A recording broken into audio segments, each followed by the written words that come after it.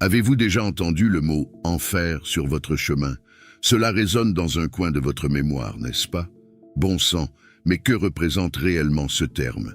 Un tel endroit existe vraiment, et à quoi ressemblerait cet enfer? Sommes-nous destinés à une éternité de souffrance en lui? Et d'ailleurs, comment faire face aux démons qui habitent ce lieu? Qui, en fin de compte, est destiné à finir dans cet abîme? Aujourd'hui, j'explorerai ces questions, et bien plus encore. Il est vital que vous suiviez cette vidéo jusqu'au bout, compris? Nous sommes à une époque où de nombreuses congrégations et leurs dirigeants évitent d'aborder le sujet de l'enfer, préférant discuter de sujets qui plaisent aux auditeurs et satisfont les désirs terrestres. Cependant, la vérité est que nous devons prêcher l'Évangile dans son intégralité, couvrant toute la Bible, et pas seulement les parties qui nous conviennent. La vérité complète est la seule qui puisse réellement vous libérer. Saviez-vous que Jésus s'adressait bien plus à l'enfer qu'au ciel? Dans Matthieu chapitre 13, verset 40, il est écrit « Comme l'ivraie est ramassée et brûlée, ainsi en sera-t-il à la fin des temps. Le Fils de l'homme enverra ses anges, et ils sépareront de son royaume tous ceux qui causent le péché, et tous ceux qui pratiquent l'iniquité seront jetés dans la fournaise ardente, où il y aura des pleurs et des grincements de dents. Alors les justes brilleront comme le soleil dans le royaume de leur Père, que celui qui a des oreilles entende. » S'il y a des incertitudes concernant votre foi, continuez à regarder cette vidéo. Cela peut être le plus impactant que vous rencontrerez dans toute votre existence, car il a le potentiel de sauver votre âme de l'enfer. Mais après tout, qu'est-ce que l'enfer? Explorons les propres paroles de Jésus à ce sujet.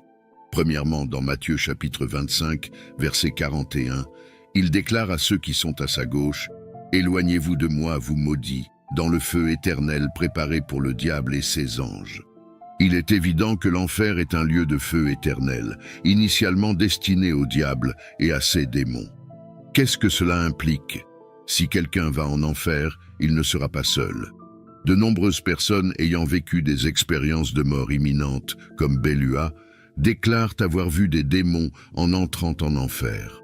En continuant au verset 46, nous lisons « Et ceux-ci entreront au châtiment éternel, mais les justes à la vie éternelle. » L'enfer est donc un lieu de châtiment éternel. Certains contestent cette éternité, mais la Bible contredit ce point de vue, déclarant clairement qu'il s'agit d'un lieu éternel de punition pour ceux qui ont choisi de vivre sur terre dans le péché, préférant les ténèbres à la lumière et rejetant la vérité de Jésus-Christ. Jésus mentionne également dans Matthieu chapitre 13, verset 49, « Ainsi en sera-t-il à la fin du monde. Les anges sortiront et sépareront les méchants d'avec les justes et les jetteront dans la fournaise de feu, où il y aura pleuré et grincé des dents. » Une description terrible, des pleurs et des grincements de dents, une vision de l'enfer où les gens passeront l'éternité dans cet état. Il est étonnant que, même parmi les chrétiens, il y ait ceux qui nient l'existence de l'enfer, même si leur foi est basée sur les enseignements clairs de Jésus, qui décrit cet endroit comme une destination éternelle de tourments, remplie de lamentations et de grincements de dents. L'enfer est une réalité indéniable, et sans aucun doute, ce n'est pas la destination souhaitée pour nous-mêmes ou pour quiconque. Jésus-Christ a mis en garde contre la vraie nature de l'enfer dans Marc chapitre 9, verset 43. « Si votre main vous fait pécher, coupez-la. Il vaut mieux entrer boiteux dans la vie que d'être jeté dans la vie à deux mains, en enfer, dans un feu inextinguible. Et si ton pied est cause de péché, coupe-le. Il vaut mieux entrer dans la vie boiteux que d'être jeté à deux pieds en enfer. Et si ton œil provoque le péché, arrache-le. Il vaut mieux entrer dans le royaume de Dieu avec un œil borgne que d'être jeté en enfer avec deux yeux. » Cette parole de Jésus souligne l'avertissement sur la réalité indéniable de l'enfer. Ceux qui ne se détournent pas du péché et ne se tournent pas vers Jésus-Christ, l'unique sauveur, y seront emmenés. Il est curieux de voir comment les êtres humains assurent pratiquement tout, la vie, la voiture, la maison, même pour des événements improbables, mais négligeant souvent de protéger leur âme du feu éternel, ce qui est une certitude. L'enfer est un lieu de lamentation et de grincement de dents, comme Jésus le réitère dans Matthieu chapitre 25 verset 30, parlant des ténèbres extérieures, un lieu sans la présence divine. Dans 2 Thessaloniciens chapitre 1 verset 9, il est dit que ces individus subiront le châtiment de la destruction éternelle, coupés de la présence du Seigneur et de la gloire de sa puissance. Ce monde a peut-être résolu bon nombre de ses problèmes, mais rien n'est comparable à l'enfer, un endroit où la présence de Dieu est absente. Réfléchissons brièvement à la véritable essence de l'enfer. Pensez un instant à ce que ce serait d'être là, avec le diable et ses démons cachés, là où le ver ne meurt pas et où le feu ne s'éteint pas. Imaginez les lamentations et les grincements de dents constants d'innombrables âmes. Si vous vous retrouvez là-bas, vous serez éternellement tourmentés, dans un lieu totalement dépourvu de présence divine. Jésus élargit notre compréhension de cela dans Matthieu chapitre 10, verset 28. Ne craignez pas ceux qui tuent le corps, mais ne peuvent pas tuer l'âme. Craignez plutôt celui qui peut détruire l'âme et le corps en enfer. L'enfer n'est pas une destination souhaitée. C'est terrible et représente un procès équitable. C'est le châtiment pour ceux qui ont rejeté Jésus-Christ, choisissant de vivre dans le péché. Ceux qui n'acceptent pas que Jésus ait déjà subi le châtiment sur la croix affronteront l'enfer, un lieu réservé à ceux qui persistent dans des pratiques telles que le meurtre, le volume, le mensonge, le viol, l'ivresse, la calomnie, la promiscuité, et à ceux qui cèdent aux désirs charnels tels que comme la luxure, l'envie, l'avarice, la colère, la gourmandise et l'orgueil. Je veux souligner ici un point crucial. Beaucoup de gens confondent Hadès ou Sheol avec l'enfer, mais ce n'est pas la même chose. Hadès, dans le Nouveau Testament grec, et Sheol, dans l'Ancien Testament hébreu, font référence au royaume des morts ou de la tombe, étant des lieux de tourment temporaire où les âmes attendent le jugement final. L'exemple du riche et de Lazare illustre cette temporalité. La résurrection finale sera le moment décisif où Dieu jugera tous les hommes. À cette occasion, les condamnés seront jetés dans l'étang de feu, faisant de l'enfer un état permanent, comme nous l'explique Apocalypse chapitre 20, versets 12 et 13. Des confusions fréquentes proviennent de traductions incorrectes des Écritures. Par exemple, l'Ancien Testament utilise parfois le mot « enfer » à la place de « skéol » et le Nouveau Testament utilise « enfer » à la place de Had. Un exemple de ceci se trouve dans le psaume 16, verset 10. La version King James dit « Car tu ne laisseras pas mon âme en enfer, et tu ne permettras pas non plus que ton sein voie la corruption. » Le mot hébreu ici est « skéol » et non « enfer ». D'autres traductions le corrigent en déclarant « Car tu ne laisseras pas mon âme dans le shéol, et tu ne permettras pas non plus à ton sein de voir la corruption. » S'il y a encore une confusion entre Hadès et enfer, finalement, ce n'est pas là le plus crucial. Le point essentiel est que tous les transgresseurs seront confrontés à l'enfer éternel s'ils choisissent de persister dans le péché et refusent d'accepter Jésus-Christ comme leur Seigneur et Sauveur. Le choix est simple, renoncer au péché et accepter Jésus ou affronter la damnation éternelle en enfer. Dans l'Apocalypse choquante, chapitre 21, verset 8, nous trouvons une déclaration forte. Mais les lâches, les incrédules, les abominables, les meurtriers, les sorciers, les fornicateurs, les idolâtres et tous les menteurs auront leur part dans l'étang brûlant d'eau, le feu et le soufre. C'est la seconde mort. La Bible indique clairement que ceux qui choisissent, et ici, l'accent est mis sur le choix, car chacun a la liberté de décider dans ce monde temporel, feront face aux conséquences de leurs actes. La décision la plus cruciale est entre la lumière et l'obscurité. Après avoir fait votre choix, vous devrez faire face aux implications, et si vous choisissez de ne pas choisir, c'est aussi une décision qui équivaut à rejeter Jésus-Christ. Même un choix fait sans enthousiasme, juste pour garantir une place au ciel, ne trompera pas, car il voit le cœur de chacun. Cela s'applique également aux chrétiens tièdes, comme Dieu le déclare dans Apocalypse chapitre 3, verset 16. « Parce que tu es tiède et que tu n'es ni bouillant ni froid, je te vomirai de ma bouche. Je partage ceci non pas pour semer la panique, mais pour présenter la réalité et la vérité, vous donnant la chance de vous tourner vers Jésus-Christ et d'éviter l'enfer. Au moment où nous parlons, des milliers de personnes se dirigent lentement vers l'enfer, et beaucoup d'entre eux y finiront s'ils ne choisissent pas Jésus-Christ. Chaque jour, 150 000 personnes quittent cette vie, et beaucoup d'entre elles vont en enfer. Jésus nous avertit dans Matthieu chapitre 7, versets 13 et 14. « Entrez par la porte étroite, car large est la porte, et spacieux le chemin qui mène à la perdition, et nombreux sont ceux qui entrent par là.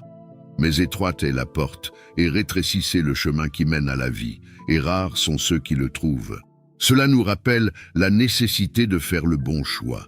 La réflexion est profonde. Le fait indéniable qu'un jour nous serons tous confrontés à la mort est une chose à laquelle personne ne peut échapper. Je partage cela parce que je m'en soucie et je ne veux pas que tu finisses en enfer. Il est crucial de reconnaître que Dieu est amour et qu'il nous offre un temps de grâce pour nous tourner vers lui. Mais ce temps s'écoule rapidement. Il est impératif de prendre la bonne décision avant qu'il ne soit trop tard. Actes chapitre 17, verset 30 nous rappelle « Mais Dieu, ayant négligé les temps d'ignorance, ordonne maintenant à tous les hommes, partout dans le monde, de se repentir, car il a fixé un jour où il jugera le monde avec justice par l'intermédiaire de l'homme qu'il a désigné, pourvu de la foi. À tous, par la résurrection des morts. » Dans ce contexte, cet homme est Jésus, Dieu incarné, envoyé pour supporter le châtiment que nous méritons pour nos péchés. Jésus, sans connaître le péché, est devenu péché pour nous sur la croix. Il est remarquable que ce soit un homme, Adam, qui a introduit le péché dans le monde, et qu'un homme parfait, Jésus, soit venu nous libérer du châtiment de ce péché. Quel enfer! Nous entendons souvent les mots « je suis sauvé » ou « il est sauvé ». Mais que signifie réellement être sauvé? Cela signifie être délivré du châtiment de l'enfer, et Jésus a déjà enduré ce châtiment sur la croix pour nous. Il a porté nos péchés, les vôtres, les miens et ceux du monde entier, même sans avoir commis de péché. 2 Corinthiens chapitre 5, verset 21 confirme ceci. Celui qui n'a connu aucun péché, il l'a fait devenir péché pour nous, afin qu'en lui nous devenions justice de Dieu. Il est essentiel de comprendre que Dieu est le juge suprême et qu'il jugera tout le monde équitablement. Il évaluera chaque personne en fonction de sa vie, en considérant ses actions, ses pensées et tout ce qui a été fait dans ce monde temporel.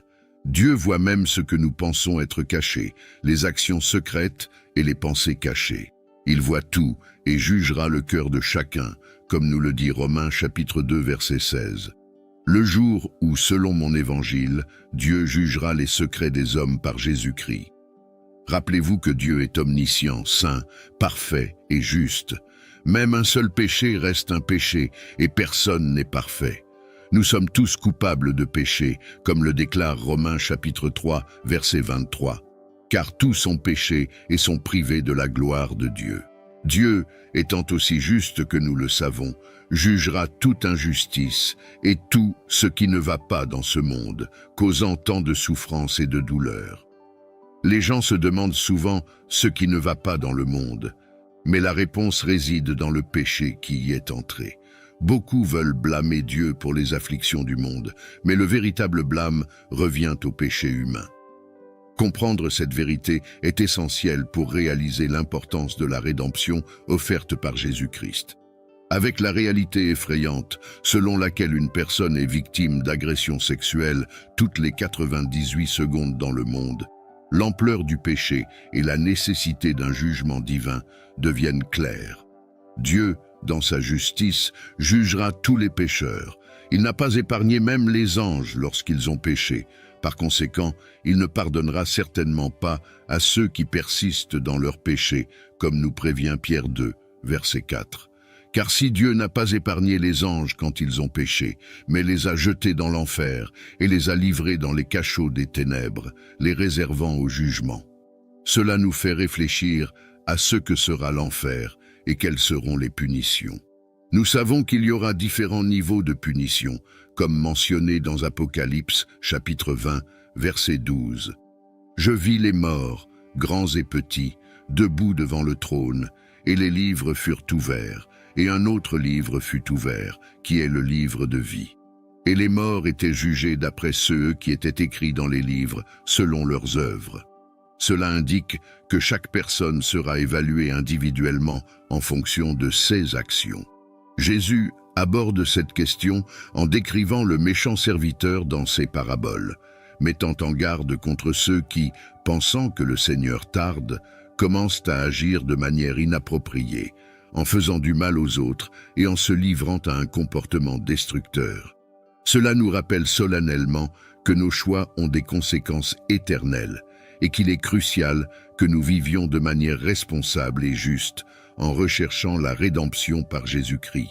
Jésus, dans ses paroles, souligne l'importance de la disponibilité et de la fidélité, en particulier en ce qui concerne sa seconde venue et le jour du jugement. Il nous met en garde à travers des paraboles sur le sort de ceux qui sont pris au dépourvu. Par exemple, il mentionne le serviteur qui connaissait la volonté de son maître, mais qui a choisi de ne pas se préparer ou d'agir en conséquence. Ce serviteur, selon Jésus, sera sévèrement puni. Dans Luc chapitre 12, verset 47, Jésus déclare « Et ce serviteur qui, connaissant la volonté de son maître, ne s'est pas préparé et n'a pas agi selon sa volonté, recevra de nombreux coups. Mais quiconque ne l'a pas connu et a fait des choses dignes. De coups, il sera battu avec peu, car à quiconque a beaucoup été donné, on exigera beaucoup. Et à celui à qui on a confié beaucoup, on demandera davantage. » Jésus souligne ici qu'il y aura différents degrés de punition en fonction des connaissances et des actions de chacun. Il s'agit d'un avertissement particulièrement fort pour les prédicateurs et les pasteurs. Ceux qui ne parviennent pas à prêcher le plein évangile se concentrent uniquement sur les messages de motivation, sur la prospérité ou mettent exclusivement l'accent sur l'amour de Dieu sans reconnaître sa sainteté et sa justice, seront également jugés. Il est vital de prêcher sur l'enfer et sur toutes les vérités de la Bible. Sinon, on risque d'amener les gens à une mauvaise compréhension de l'Évangile, provoquant des trébuchements spirituels. La responsabilité de transmettre la vérité complète est grande et inclut l'avertissement sur les conséquences du péché et la réalité du jugement divin. Il est crucial de comprendre que le pire châtiment de l'enfer est réservé à ceux qui, ayant la responsabilité de diriger, induisent les autres à l'erreur. Jésus, dans Matthieu chapitre 18, verset 6, prévient « Mais si quelqu'un fait trébucher un de ces petits qui croient en moi, il vaudrait mieux pour lui qu'on lui accroche au cou une meule de moulin et qu'il se noie au fond de l'eau. Mère, cet avertissement s'étend aux faux prophètes et enseignants, comme indiqué dans 2 Pierre, chapitre 2. Le verset 17 compare ces faux enseignants à des sources sans eau et des nuages poussés par une tempête, à qui les ténèbres des ténèbres étaient réservées pour toujours. Ils utilisent des mots vides de sens et sont fiers de leur folie, séduisant les autres avec les passions sensuelles de la chair. Ils promettent la liberté, mais sont esclaves de la corruption. Plus loin dans le même chapitre, il est dit que ceux qui, après avoir échappé aux contaminations du monde grâce à la connaissance de Jésus-Christ, sont à nouveau pris au piège et vaincus par elles, connaîtront un sort encore pire. Le verset avertit « Car il aurait mieux valu pour eux ne pas connaître la voie de la justice plutôt que, après l'avoir connue, se détourner du saint commandement qui leur avait été donné. » Ces extraits bibliques soulignent la gravité de s'écarter du chemin de la vérité, en particulier pour ceux qui occupent des postes de direction spirituelle. C'est un rappel solennel de la responsabilité que chacun a non seulement envers sa propre âme, mais aussi envers celle de ceux qui l'influencent. Les paroles du vrai proverbe « Le chien retourne à son vomi et la truie se lave en se retournant dans la boue » soulignent la tragédie de ceux qui, après s'être détournés du péché, y retournent. Cet enseignement est particulièrement pertinent pour les faux prophètes et enseignants, à qui le pire de l'enfer est réservé. Beaucoup en particulier au sein du mouvement Parole de foi et des prédicateurs de la prospérité, trompent les gens en les encourageant à rechercher Jésus uniquement pour la richesse et la santé dans ce monde temporaire, sans reconnaître le besoin d'un sauveur en raison de leurs conditions pécheresses. La mort de Jésus n'était pas pour que nous puissions continuer à vivre dans le luxe de nos désirs charnels, mais pour que nous mourions à ces désirs et vivions par l'Esprit qu'il nous a donné. Dans Jean chapitre 3, verset 16, il est largement connu. « Car Dieu a tant aimé le monde qu'il a donné son Fils unique, afin que quiconque croit en lui ne périsse pas, mais ait la vie éternelle. » Cette vérité est incroyable, mais beaucoup s'arrêtent là, sans explorer la suite. Le verset 17 continue. « Car Dieu n'a pas envoyé son Fils dans le monde pour condamner le monde, mais pour que le monde soit sauvé par lui. » Par conséquent, le salut vient de l'esclavage du péché et de ses conséquences. Le verset 36 renforce ce message. « Celui qui croit au Fils a la vie éternelle, mais celui qui refuse de croire au Fils ne verra pas la vie, car la colère de Dieu demeure sur lui. » Lorsque Jésus a porté nos péchés sur la croix, il a absorbé la colère de Dieu qui aurait dû s'abattre sur nous, nous sauvant d'un sort terrible. Cette doctrine met en évidence la gravité du péché et le besoin crucial d'obéissance et de foi en Jésus-Christ comme moyen d'échapper à la colère divine. C'est un appel à réfléchir sur la profondeur du message évangélique et sur la responsabilité de vivre conformément aux enseignements du Christ. Comprendre la justice de Dieu est fondamental pour embrasser l'Évangile dans son intégralité, comme nous le rappelle Romains 8. Lui qui n'a pas épargné son propre Fils, mais qui l'a livré pour nous tous, comment ne nous donnera-t-il pas aussi toutes choses avec lui? Ce verset met en évidence la justice et la générosité de Dieu, mais cela ne signifie pas qu'il ignore le péché.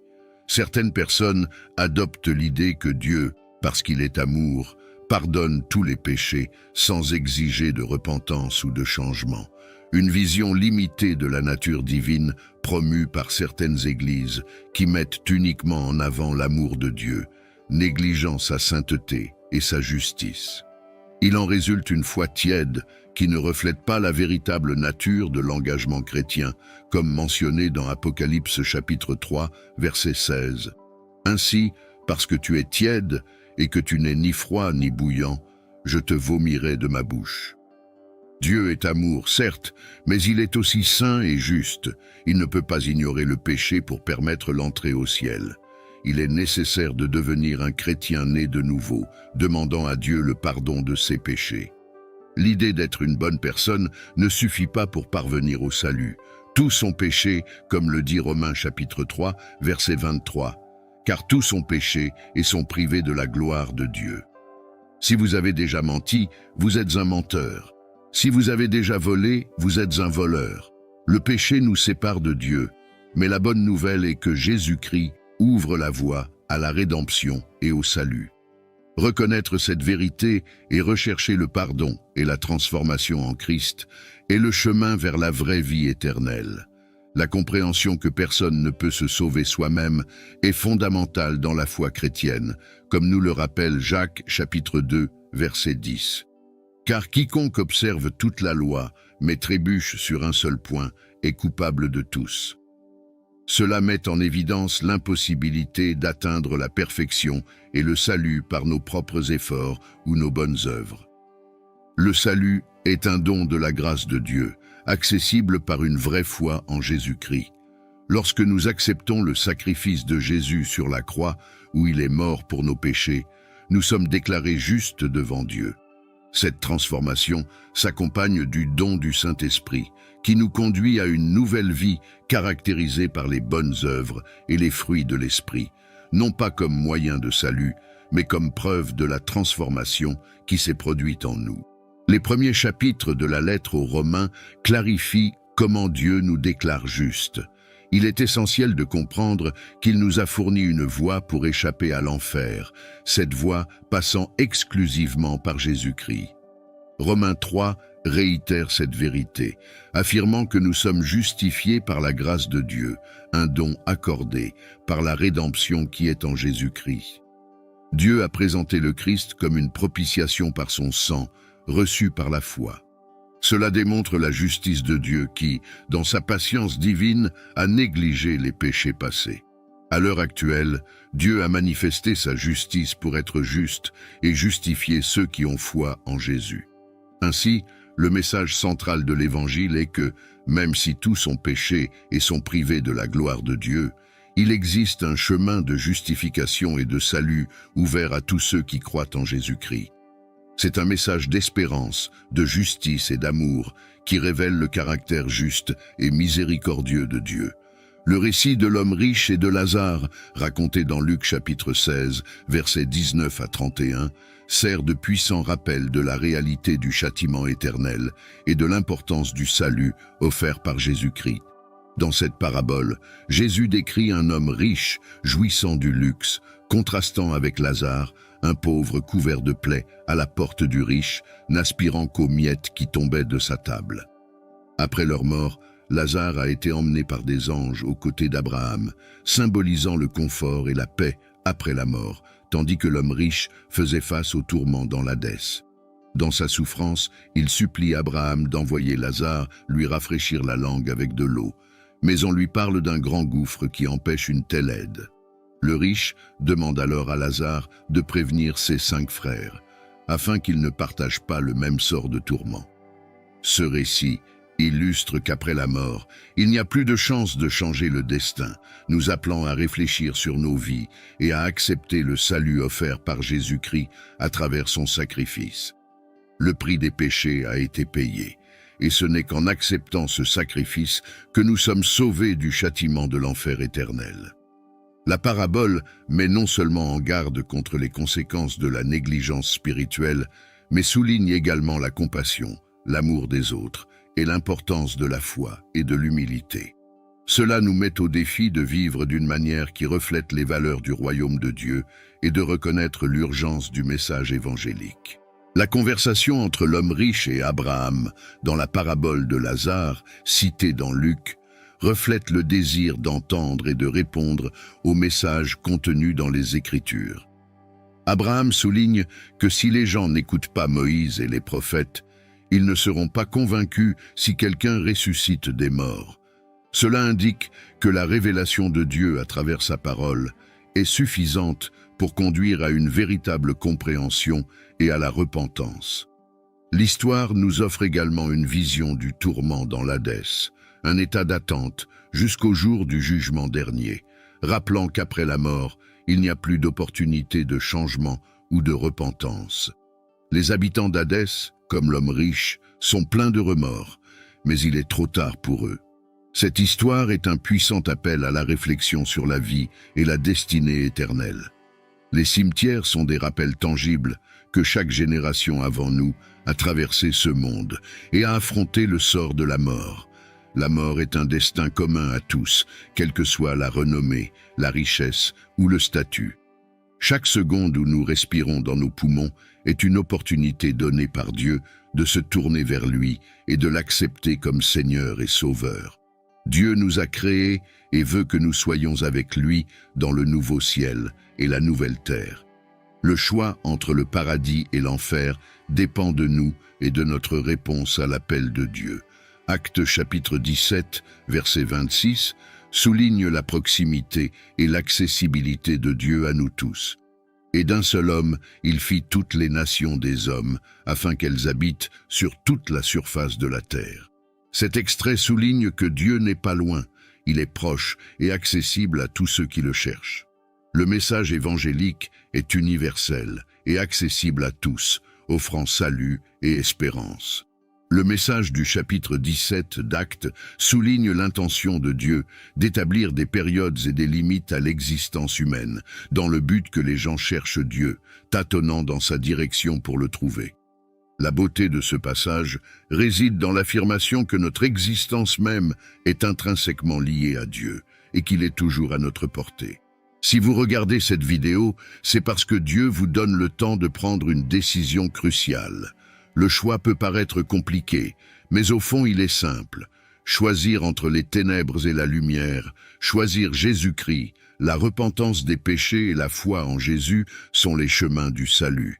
Romains chapitre 10, verset 9 déclare clairement: « Si vous confessez de votre bouche que Jésus est Seigneur, et si vous croyez dans votre cœur que Dieu l'a ressuscité des morts, vous serez sauvés. » Le salut vient par la foi exprimée à la fois dans le cœur et dans les paroles. Dieu, en ce moment même, frappe à la porte de votre cœur, comme il le dit dans Apocalypse, chapitre 3, verset 20. « Voici, je me tiens à la porte et je frappe. Si quelqu'un entend ma voix et ouvre la porte, j'entrerai chez lui, et je dînerai avec lui, et lui avec moi. » Dieu attend que vous ouvriez votre cœur. Ne serait-ce pas le moment de le laisser entrer? Ouvrir son cœur à Dieu signifie bien plus que se protéger du tourment éternel de l'enfer.